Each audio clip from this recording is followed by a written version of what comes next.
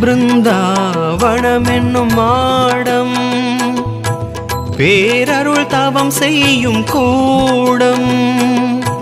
பிருந்தாவனம் என்னும் மாடம் பேரருள் தவம் செய்யும் கூடம்.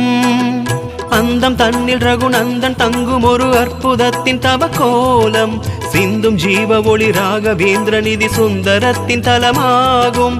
அந்தம் தன்னில் ரகுநந்தன் தங்கும் ஒரு அற்புதத்தின் தவ கோலம். சிந்தும்